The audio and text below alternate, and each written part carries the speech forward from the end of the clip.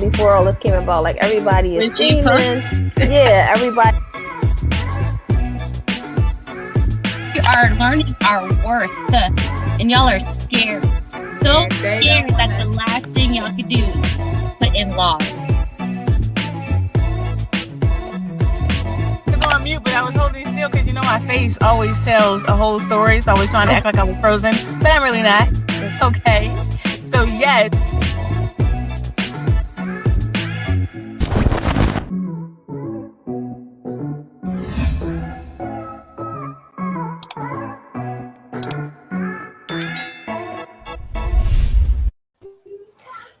Welcome to another episode of Besties Building Brand Podcast. We are bringing you a show today. We're talking about NFTs.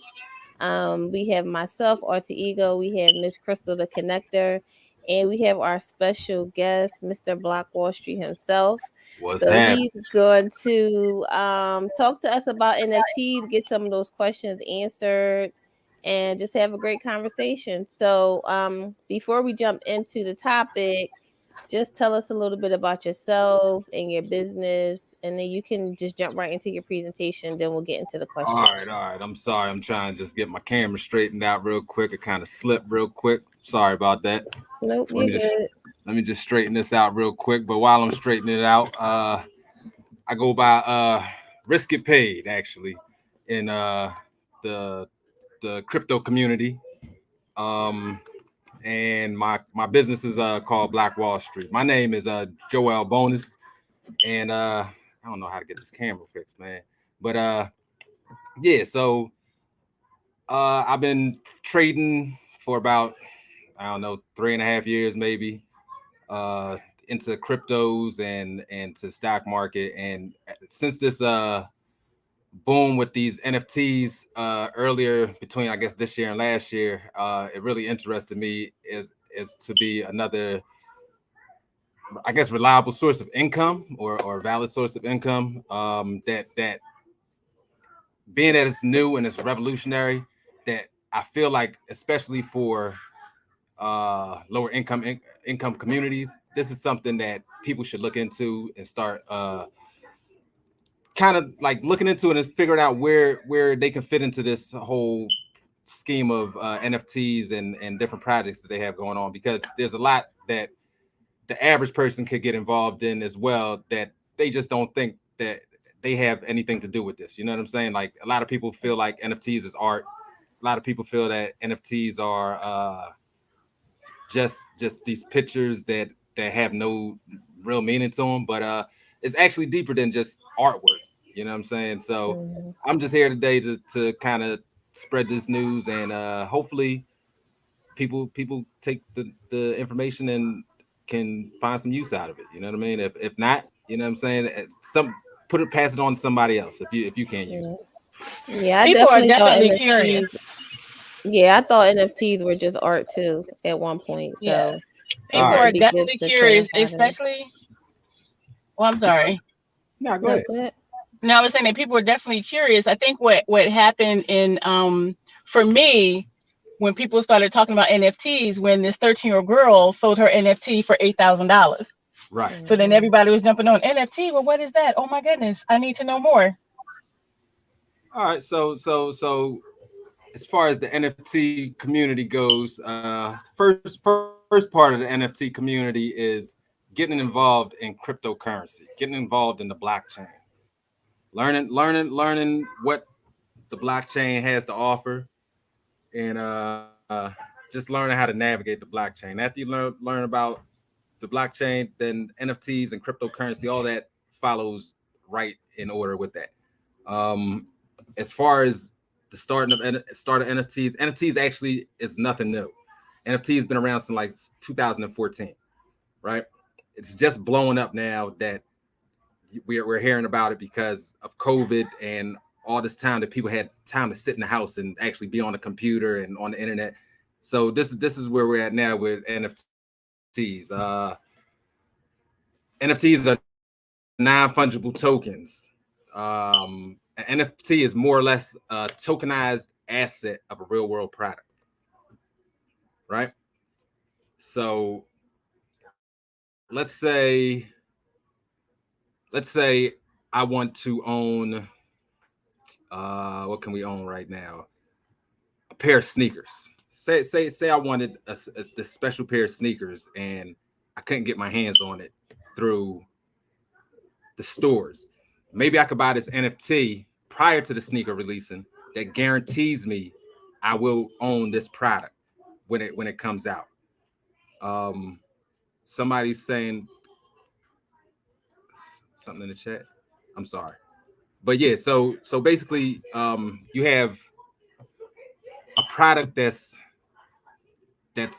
real. Then you have the NFT, which is the product that's represents that real product, which is a tokenized asset. Let me see, what can I say about a tokenized asset? It's non-fungible, and it's basically more or less a receipt of the asset. The receipt basically gives you the utility and tells you basically this is what this asset is worth, what it's going to provide to the owner. And there's 3 different types of NFTs. So you have I believe it's like original copy NFTs. You have metadata NFTs, and the other one is another form of metadata, but that one is more like on like a bigger scale where most of us probably wouldn't even get into. So where we want to focus at is how can the NFT be of value to our everyday I guess lifestyles. So if somebody wants to toss out like something that they do, maybe I can like kind of spin that into an NFT so that people can understand. Kind of like what we talked about the other day. Well, we were talking about like doing a subscription, like building a community, starting from, building a community and then, launching something. So we have people like Crystal had the skincare business.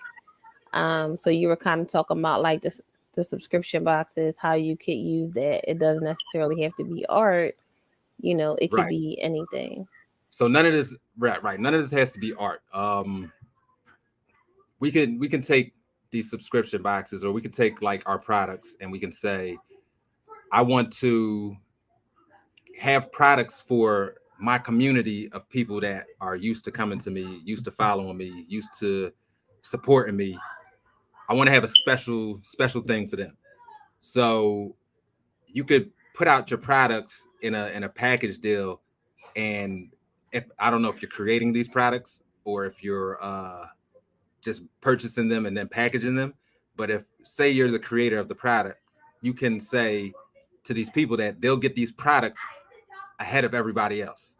You know what I'm saying? You'll have exclusive rights to certain things before anybody else gets the chance to use them. I think I was explaining to Khadija last time, like somebody is actually doing a car, and the way that this works is they're gonna sell you the keys to the car. The keys to the car is the NFT. The car is still in production. I believe that they're only making maybe 100 to 500 of these cars. Once these cars are finished production, you'll receive a location to where you can go pick up this car. That car is now yours, and because it's more or less a one-of-one car, instead of the car depreciating off the lot, it appreciates off the lot. And then you can actually sell that car for even more money than it was created for, because now you have something that nobody else has. It's like having like a one-of-one Rolex or something like that. You know what I'm saying? Everything is going to increase in value with NFTs as long as you have the right community behind your project. Now, the biggest part of an NFT is that they're not worth anything. They have no worth. They have no value, right? So because they have no worth and no value, the process of getting that value is building a community, building the ecosystem around your projects, and just spreading the word. Just same thing like anybody's art, anybody's name, artist name, anything like that. You have to build a community around it and actually spread the word in order to gain value. And once you gain that value, then you know that your project should continue to gain value because people are going to keep buying. So if Jay-Z put out a project today, his project may sell out, but it might not sell out to everybody, but it'll sell out to the group of people that follow Jay-Z. You know what I'm saying? Just like Tory Lanez put out a project as an NFT.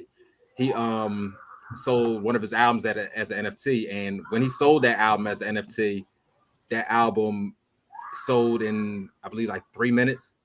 It sold for over $1 million. So he made over $1 million in 3 minutes. Everybody who owns that NFT has the rights to play that music anywhere. They can shop that music if they want. They own the album. They own the rights to selling the music on that album. They don't own the songs because he still owns the creative process in the songs, but you own the rights to do whatever you want with that music. And so one of the questions was, what is NFT? So basically it's a digital tokenized asset of a real world product. No, okay. So it's a real world product that they have created into something digital. Like, a better way to explain it, that's so a real world product that they so the simplest form of an NFT that I can give you is, we all got kids that play Minecraft and Fortnite, right? All right. Minecraft and Fortnite, I believe you start off with 1 or 2 characters, but in order to in order for these characters to gain like new wearables and things like that, you have to purchase them. So they're called skins, as a matter of fact. Those skins are basically NFTs. You're purchasing it with in-game money, but as soon as this takes off, it's going to be even more, where you're purchasing NFTs with real money, and you'll be able to transfer these NFTs from place to place. Digital land is another NFT. That's a good thing to get into. So if you look at it in here's another one, Grand Theft Auto, maybe. If people play Grand Theft Auto, that's basically a metaverse. You know what I'm saying? There's a big, huge world in Grand Theft Auto. You can go from here to here to here. You can go inside stores. You can talk to people, and that is what can I say? That would be like a digital NFT if you bought a piece of land in Grand Theft Auto, because now anybody who comes on that land, they have to pay to use that area of land. So there are some digital NFT land places now that you can go buy land from. Is you have Decentraland, you have Crypto Voxels, you have what else we have? We got Polka City. You have Blocktopia. And there's like a ton of other ones. There's so many. They come out like every day. So NFTs are the I guess, as far as like how much it's worth, the marketplace of NFT is $7 billion as of today. So it's actually like expanding daily, and every day there's something new added to it. So I know one of your questions were, how do you go about this without getting overwhelmed, right? My thought process to that, or my answer to that, would be, don't try to get into everything that everybody's getting into. You're going to see projects all day, every day. You're going to see people, I guess they call it shilling you projects all day and saying buy this and buy that. Right now, the NFT marketplace is, 1, oversaturated, and 2, it is overpriced. Let me say that. So you don't want to just go out there and say, oh, I'm going to buy this NFT and spend thousands of dollars on it, hoping that it turns into millions of dollars, because it's going to be a lot of people just left holding bags of digital artworks or pictures that make no sense. You know what I'm saying? So you want to really focus on what category that you're in and build a community around that, and move from there. And when I say build a community, your community doesn't have to be 10 million people. You know what I'm saying? Your community doesn't have to be every single person that you can't reach. You want to reach only a small group of people because those are the people that'll make your project expand further and further. So the other question was, he said he owns his own artwork. How does he make it into an NFT so no one steals it? All right, so anybody can right click something and push copy and save. Right. So the you don't want to worry about somebody copying a photo and putting it on their page, quote unquote, claiming that they own this NFT, right? Because at the end of the day, I have the receipt for this NFT that says I'm the owner of this. So by you right clicking on it and saving it and posting it on your page, you're actually doing me a favor by promoting my image or promoting my project by saying, oh, I'm trying to steal this NFT. Now you have to definitely, when you purchase the NFTs, you have to go through the I guess through the loops, the whatever you want to call it, to purchase it. You don't just want to say, oh, I'm going to click on this NFT because somebody's selling it to me and buy it. You want to, there's a thing called the ether scan. You want to go onto the ether scan and you want to make sure that this NFT is a legit NFT and that somebody actually, who's ever selling it to me, is actually selling me this product. Because people will put up pictures and say, oh, I'm selling you this product. They'll sell it to you for however much money, and then you'll go and look at the ether scan and realize that you don't have the original.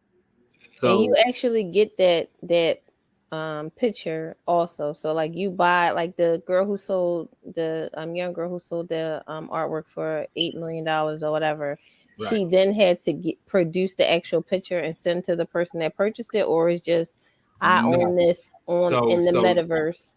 so that is up to your smart contract, I would Mhm. say.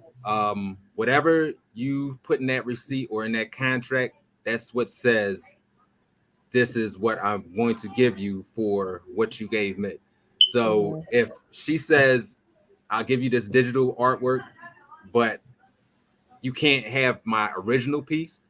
Say her contract is, all right, you get the digital artwork, and when I auction off the original artwork, you'll get a percentage of that to you. So Mhm. that's a way that she could work it. Or she could have said, okay, if you purchase the digital, then at some point I will send you the original.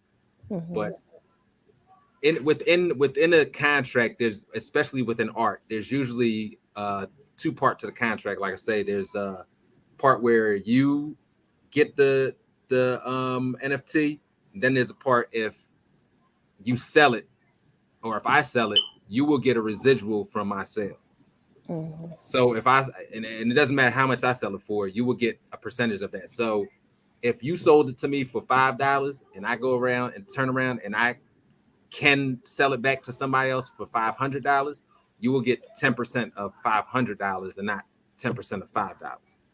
So that's a way that people who aren't necessarily creatives, I think somebody asked that question too. Like, if you're not a creative, but you still want to get into NFT, you can just buy an NFT and then resell it at a higher value. Like, if it's more valuable, it's kind of like investing in a way. Right. So you can sell it for a higher value, but what you want to do is make sure that there's a community that wants what you want to sell.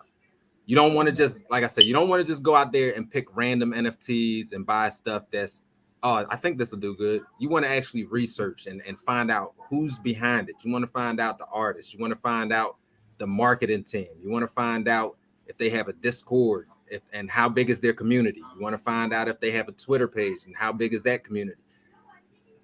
If the But community, ideally, though, to make money without being a creator, you will have to do your research whichever absolutely, way you want to buy it, and with the knowledge that it could that it appreciate in could, value, and correct. that's why you're buying it. Correct. Okay. The other question, because we got a lot of questions people ask. What is the best app to use for NFTs? All right. So NFTs come in a variety of come from a variety of blockchains, I should say. So it started off on Ethereum, um, and Ethereum has OpenSea. Then you also have Rarible. OpenSea is the biggest NFT platform to date right now, but it is also one of the most expensive platforms to buy from. Ethereum right now is actually having like a huge problem with people buying because it's like it's either you have a lot of money and you're buying on Ethereum platform, or you don't have a lot of money and you're waiting for these NFTs to either drop to its lowest value so that you can get in, or you go into another blockchain. So right now, the next blockchain that's in line for NFTs is the Solana blockchain, and Solana's is it's called Salinity. So if you check out Salinity, OpenSea, or Rarible, those are the top three NFT platforms so that you can purchase NFTs or sell your own NFTs. So with selling an NFT, there comes a gas fee. So a gas fee is basically the cost that it takes to get the NFT from you to the internet, and then the cost that it takes to get it from the internet back to you. So the gas fees from Ethereum kind of suck right now, to be honest. You could end up say I'm paying, say the NFT is $10, you could end up paying 50, 60, 70, 80, $100 for the gas fee to get it over. That's why a lot of people are going to Solana, because Solana's fees are like 30 times less than Ethereum. But I'm sorry, but the only thing with Solana is that they don't have a lot of people on their platform yet. So you're not going to make as much money as Ethereum, and it's probably going to take a little while longer for you to sell your NFT, but you have a better chance of probably selling it because it's not as expensive to get it across to your community. Okay. And so how are NFTs bad for the environment? This is a question that I want to know too, because I keep hearing people say that. Like, how is a digital product affecting the environment? All right. So I don't know how much in depth I can go into this because I don't want to get into something that I don't know too much on. But what I do know is that it's more or less the same thing. Like I don't know if anybody knows about cryptocurrency, but to mine cryptocurrency or to make cryptocurrency takes a lot of energy. So it takes a lot of electricity because there's multiple computers coming up with these codes, fighting to come up with these algorithms and numbers to win the product. So that's a lot of energy that's being used. And it's the same thing with an NFT. You're going to be using a lot of energy, a lot of power to mint these things and to create them and to get them onto the internet, because it takes a lot of code and all that stuff to make it. So there are companies right now that are looking into like more green ways of doing things with NFTs and crypto. So in the near future, there will be like a bunch of places that aren't as expensive and don't cost as much and don't use as much energy to create. Like I said, Solana is one of those that isn't as energy wasteful as Ethereum, but as of right now, the entire crypto space is like a huge electric bill. Mm-hmm.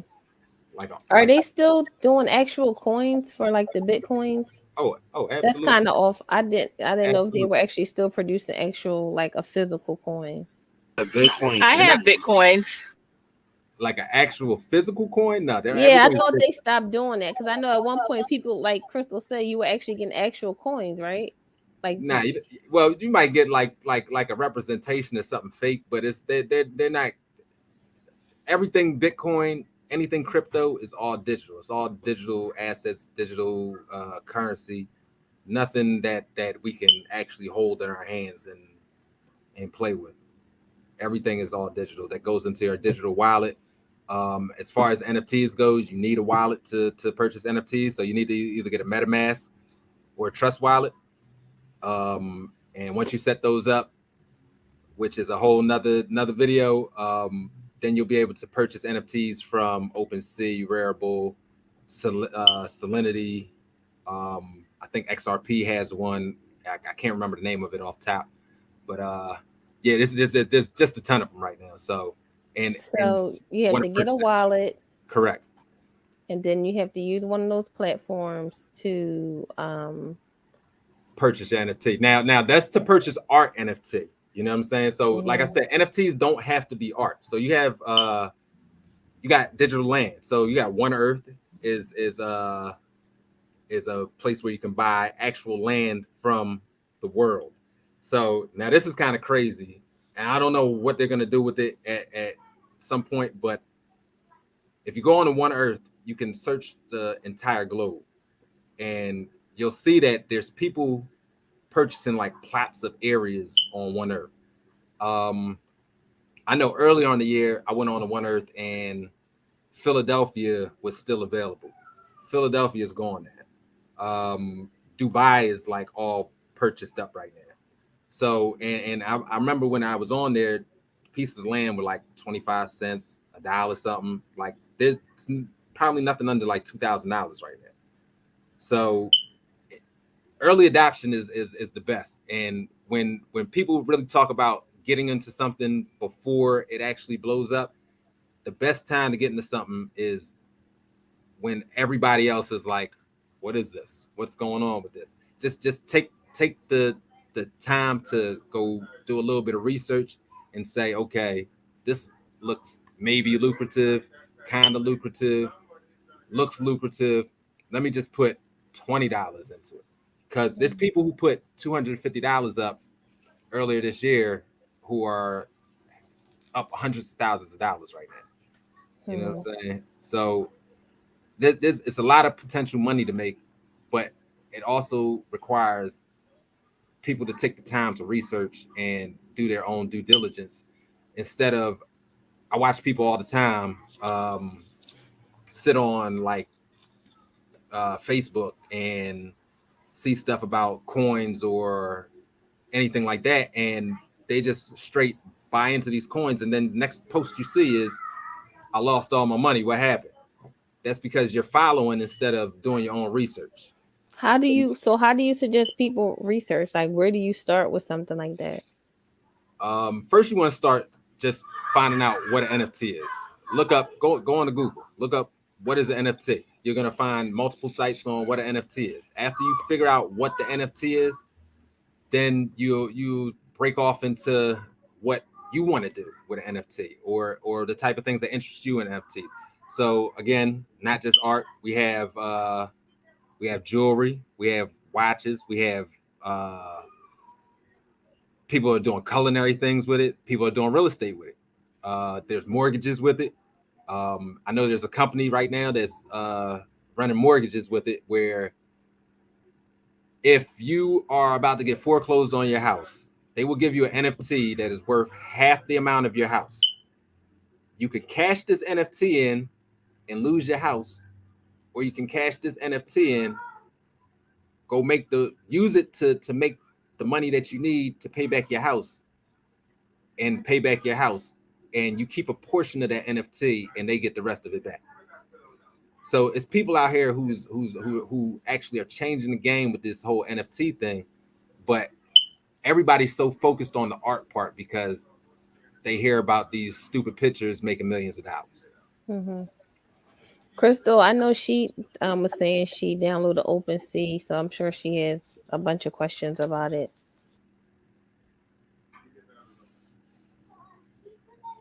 All right, Miss Crystal. I don't have a question about Open. I downloaded OpenSea because I was going to have my son do some artwork, but I did download Coinbase, and I am so confused because it's a lot. So would you say that Coinbase is a good wallet to have?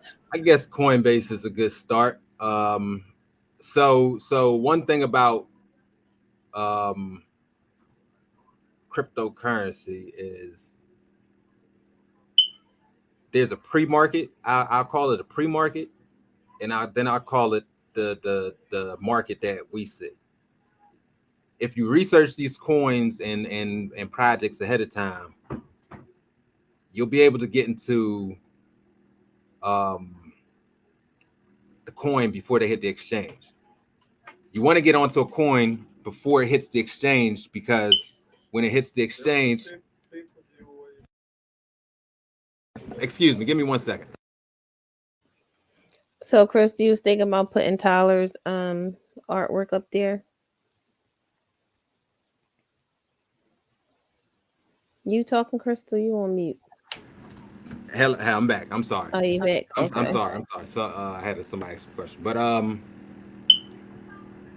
where were we at? 1 quick second. I'm sorry. She was asking, is Coinbase a good wallet to Coinbase. use All with right, her NFT? Her son's drawing for her NFT. All right. So as far as Coinbase goes, Coinbase is a good start for a platform to basically learn about how to deal with cryptocurrencies and stuff.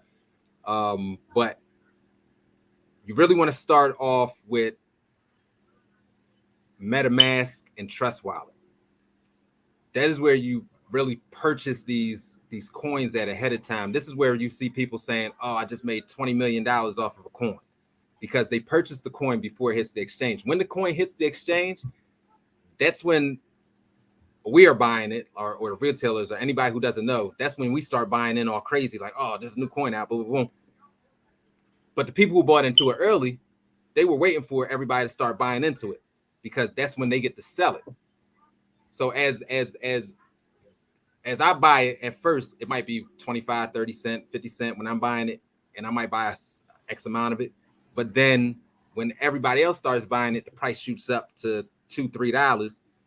Then I want to sell mine, because now I already got 20,000 pieces of whatever coin. I want to sell this while it's shooting up in the air. And then you're going to watch that price just drop back down. And everybody else who just got into it, they really just going to end up losing some money, because they're buying into it right now because they think that this is a new coin, when actually these coins are out months ahead of time. And so like I have Dogecoin and the Shiba Inu. Like those. Shiba. But wait, let me ask the question just about what you just said. So you get those coins and you use those coins to pay the gas fees and all those fees to get onto the OpenSea. Like, I'm not understanding how the two platforms work together to get me into this NFT world. So to get what you want from, let's say, OpenSea, Rarible, or Salinity. So OpenSea and Rarible are both Ethereum platforms. You need to purchase Ethereum to buy anything off of those platforms, right? Okay. Salinity is Solana. So you need to purchase Solana to buy from those platforms. I apologize because I can't remember the XRP one, but XRP is another one. You need to buy XRP to purchase from there. And then I know Bitcoin is trying to start up a NFT project. So they're going to be next to start having their own projects as well come out. But as far as it goes right now, Ethereum is the biggest platform if you want to make exponential money off of an NFT. So you buy Ethereum so that you can buy NFT. Correct. Now, and go ahead. No, go ahead. No, so then you also have that coin. So if that is, you could still make money off that too.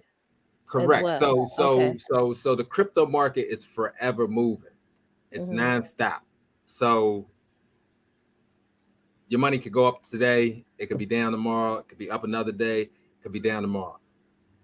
The best investment that you can make in a coin right now would be between Bitcoin and Ethereum.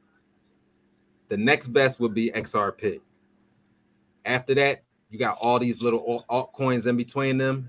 All those coins in between, you really just got to research and figure out what's the best coins out there and what value they bring to the community and to the world. Like they have to solve real world problems.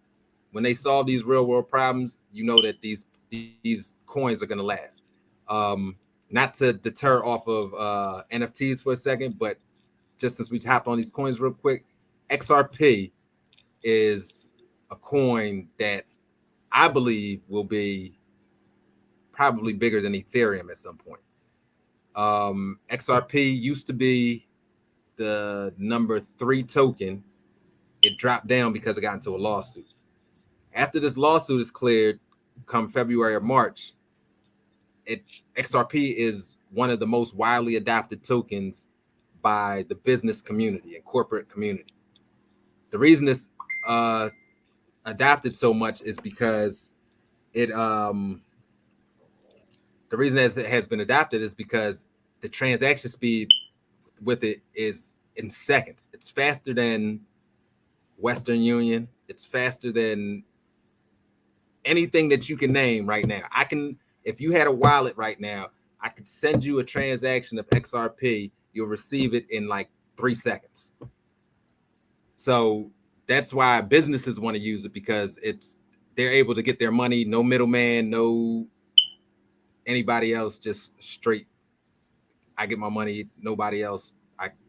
Transaction is just like so crazy. It's so fast. Okay. I'm sorry, Crystal. You was talking. I just get confused. This is confusing to me. I'm the same person that hate credit cards, so I'm not even. Man. Oh man, you want to get into crypto. You want to so you want to find a project that you're comfortable with, something that's a real world utility to you, because it doesn't have you don't want to get into projects that aren't going to be beneficial to you. If it's not beneficial to you, don't even worry about it. Don't bother with it. Don't try to get into it. Don't think about it, because there's thousands and thousands, and there's over. I didn't understand that. There's over 8,000 tokens right now in crypto. No way we could keep up with all that. So you want to keep up with what interests you, but also what makes sense and what really has a real backing behind it. The same thing with the NFTs. You want to get into what makes sense, what has a real backing behind it, and a real community behind it. Because if it doesn't, it's gonna fall, and everybody's gonna be left with either a bunch of coins that they can't spend, or a bunch of pictures that you thought looked cute or nice or whatever, and now you just got a whole album of JPEGs. Well, somebody asked, how do you optimize your profits? You have to build a community, build an ecosystem, get friends, family, get t-shirts, get an emailer, get whatever you can get to get people to even just look at your project. You know what I'm saying? Once they're looking at that project, then you go from there and say, okay, we can start raising the price on these projects. Once you have that community and people are like interested and they feel like this can be something, then you know that you have something. And that's when you're going to take that and just expand on it and say, okay, I can charge $500 for this. I can charge $600 for it. But like I said, you don't want to oversaturate your projects. You don't never want to say, like, I know, like right now, a lot of people do like 10,000 piece projects when it comes to artwork.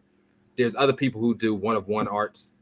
So I feel like as far as the artwork thing goes, in time, I feel like most of the generative art, that's all the like 20,000 pictures of the same thing, just different colors, different hats, and different faces and stuff. I feel like only the top quality, top tier ones will survive. Everything else is probably gonna die down. It's just like this .com boom that happened like in the early 2000s. There were over 8 million websites during the .com boom.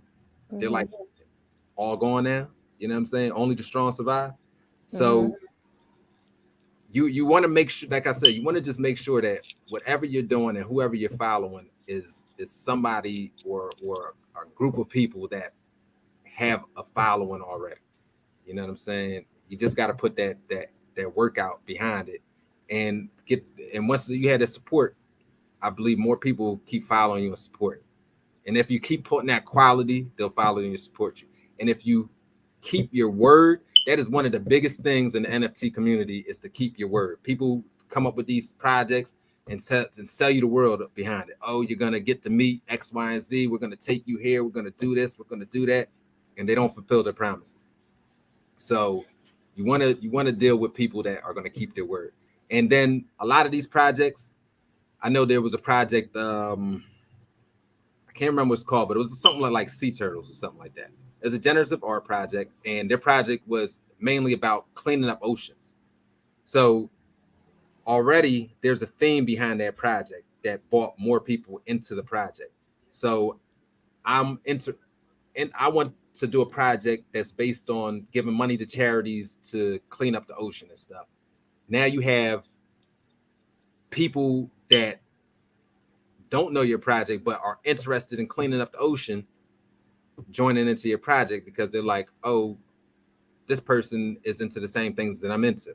So you're finding people with like interests, and then after the picture is just like here's something extra for being a part of my project.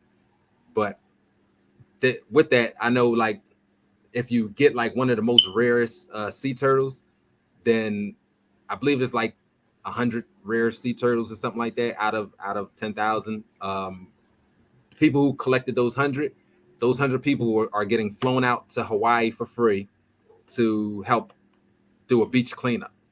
So it's different things that you could put into these NFTs. It's just all about keeping these promises and trusting people. You know what I'm saying? It's the same way that we trust the government to make sure that our money doesn't like just burn up and turn to nothing, and we can still take care of ourselves out here.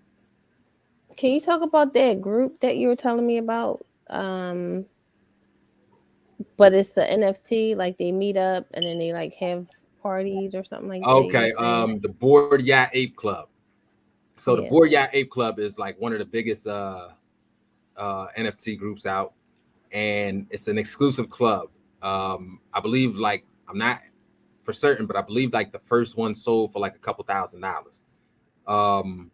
Those NFTs sold out, and once they sold out, they're done. If you don't have one, you can't be a part of the group. You can't be in the Discord. You can't come to the yacht party. You can't buy any of the other drops that they make. You can only buy them on the secondary market. Now, when they get dropped to the people that are in the group, the drop might cost $500. You know what I'm saying? But when they hit the secondary market, they go up to millions and millions of dollars because, one, this is an exclusive group. You can't get in here without it. You know what I'm saying? So if you want to be a part of this group, hey, you should have bought one of these for $1,000 when we told you to. Now you got to pay $20,000 for one. You got to pay $2 million for one. And there's people that's actually saying, yo, you know what? I want to be a part of this group, because now you got to think, who are the people that are in this group that make it so important? You have celebrities that are purchasing these. You have government officials that are purchasing these. You have big time artists that are purchasing, musicians. So if all of these people are going to be in one place at one time, why wouldn't I want to own something like that? You know what I'm saying? It's like, damn, I should have owned one of these, because now I can be around people that can increase my value. Right. Yeah, I think like you said initially, people only think of it as art and they don't think about all the potential that there is to make money with it, and just being creative and coming up with creative ways to use it. Right. Crystal, did you have any other questions? No, I did have, but he answered them all very well. Very well. Thank you so much. Yeah, I think people need to have an open mind, like you said. and just look into it, because people do, they see what's on Facebook, they see what's online, they're like, oh, let me go do that, instead of taking a second to To research it. actually research it, Yeah. right? And then when they lose their money, then they just turn around, oh, this was stupid, I knew I shouldn't have did it, and oh man, this wasn't worth my money or whatever. And it's not that. It's just about doing the research and finding out what's the best place for you. There's a platform called Foundation. Foundation is a platform for NFT creators where you have to be selected to be able to sell your NFT on that platform. So you can join the platform, you can put your work out there, but they have to vote on that work to say, okay, this work is eligible to be put on this platform. So if you have like pieces of, now this is an art one, but if you have pieces of art or drawings or whatever that you feel is like almost one of a kind and it's not the same thing that everybody else is doing, go to Foundation, put your artwork on there, and if it gets selected, now you're part of a group of people that it's not flooded with like OpenSea. OpenSea, like anybody can get on the OpenSea. You got some money, put your stuff up there, you're on there. Rarible, you could put your money on, you're on there. Salinity, you put your money up there, you're on there. Foundation, if it ain't good, if it doesn't have a foundation to it, you're out of there.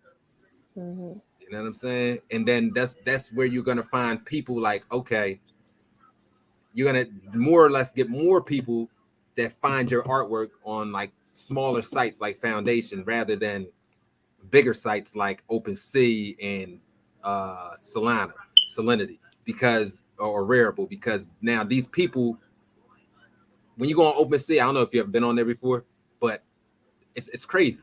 It's just like pictures and pictures and pictures and pictures and pictures. You don't know where to start at, who to look for, what to look up, and it's just so crazy.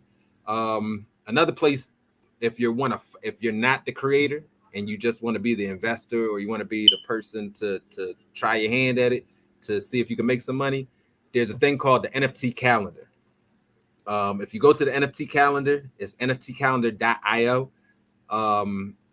You will see a list of most of the new NFTs that are coming out, people that the drops, when they're going to drop, and they'll have like links to their Twitter, their Discords. You want to go onto those things and you want to look them up and you want to see what their project entails, who's behind it. After you find out who's behind it, you want to research these people and see what other projects they've done before, see if it's worth it, and if it's something that just even looks nice, that you're like, okay, this looks like it could be something, I would purchase it. Because then you have where they say, oh, we're only putting out 200 pictures. There's like billions of people in the world. You know what I'm saying? If you're one of the people with 200 pictures, you know what I'm saying, then somebody got to buy that from you. Yeah. Okay. Well, this was very informative. I hope everybody listening got a lot of information from We it. don't You got got no your more questions time? answered. Yeah, we usually don't go past 45 minutes, and We a couple minutes over. yeah, we could definitely go all night with this, because it's a lot to it. But we could definitely bring you back on for another show. You Oh can yeah, contact him and I and definitely be a little more prepared next time when I come. Like this is honestly one of my first podcasts, and I appreciate you guys for bringing me on to do this. I have tons of information on this. I have tons of information on coins. I know. I mean, we could do an actual class too, because we have a platform for that. But most of our guests, to be honest with you, this is their first stop, their first podcast. So I take pride in that. And then like we bring people back on, like, where are you now? Like this is your beginning.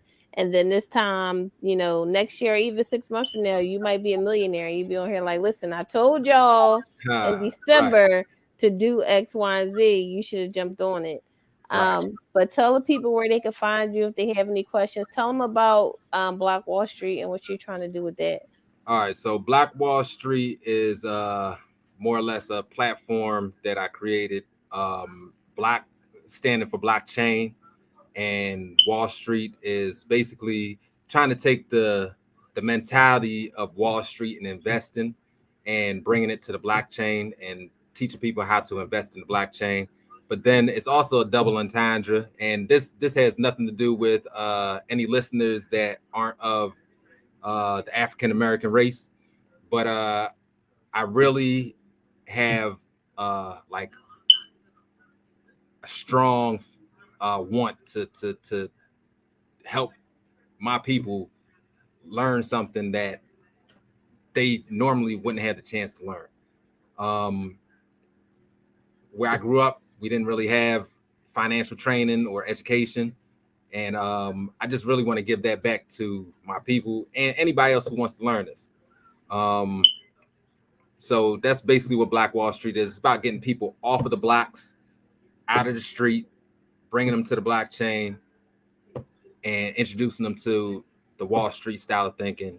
It's all about investing in your life, investing in your health, your wealth, and yeah, I'm just trying to get people to see something bigger than what they see now.